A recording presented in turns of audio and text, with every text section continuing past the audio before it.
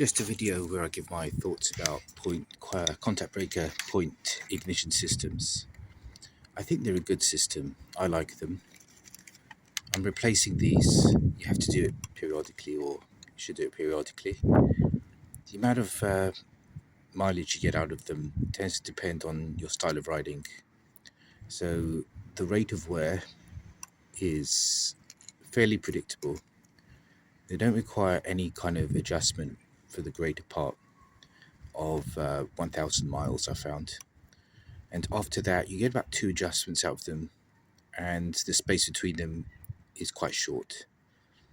Following that, you really need to replace them. I was going to have a look at these points, because these are made in Taiwan points. This is what you get nowadays. Exactly the same as the replacer one that I have here. And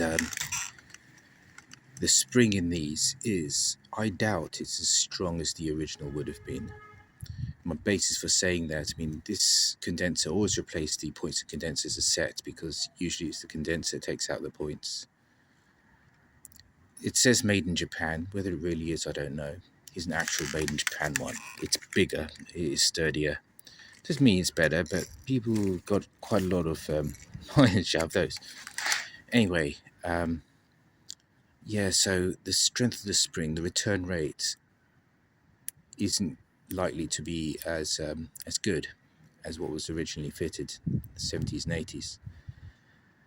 So what I tend to do when fitting them is I fit them with preloading the spring. So I'm not trying to get the maximum possible use out of these contact breaker points, but rather preload the spring, put a bit of pressure on the spring, and don't use all the adjustment that's available to me on the backing plates or with the screws themselves. And the advantage in that is, yeah, I'm having a bit more confidence at high RPM.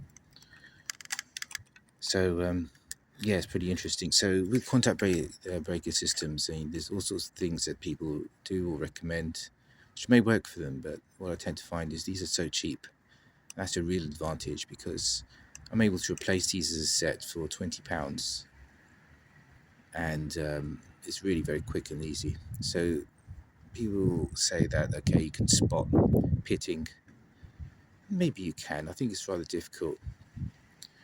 And also people use things like matchboxes or sandpaper. To me, that seems more like a roadside fix rather than a proper method. So I like to replace them. You can see like the offset. So one of these will be slightly convex and one slightly concave as they wear. So they're coated from the factory, and the coating wears with repeated impact, and the arcing, the transfer of electrons, causes the convexity on one side. But also you can see the offset. One of them appears slightly moved outwards, and this is a result of wear. So yeah, it's just, I like these because often people replace contact breaker systems with electronic ignition. There are many types you can get on the market, or you can get one from a used bike quite cheaply. But typically the replacement electronic ignition systems are quite expensive.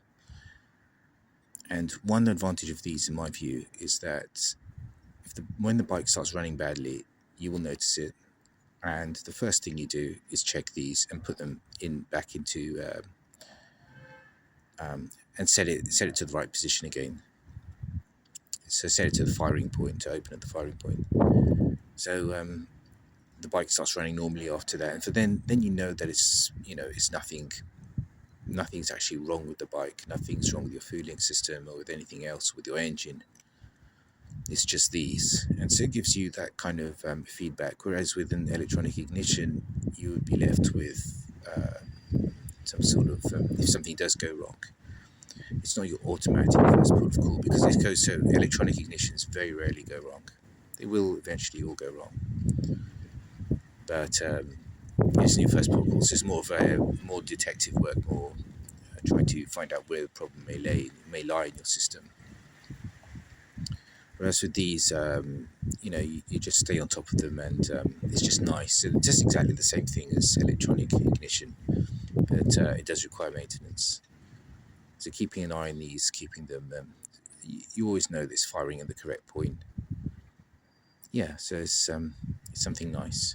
But yeah, always the condenser, because if it really goes bad, if there's something seriously wrong, you just replace the points, and the condenser looks fine, nothing out of the ordinary. Or you've tested it with a multimeter, it charges up and it discharges. But if the condenser has an intermittent fault or something that occurs after a certain number of cycles, you could get blue arcing. It really it'll destroy your new points.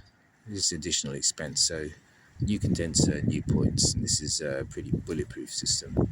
It's my view.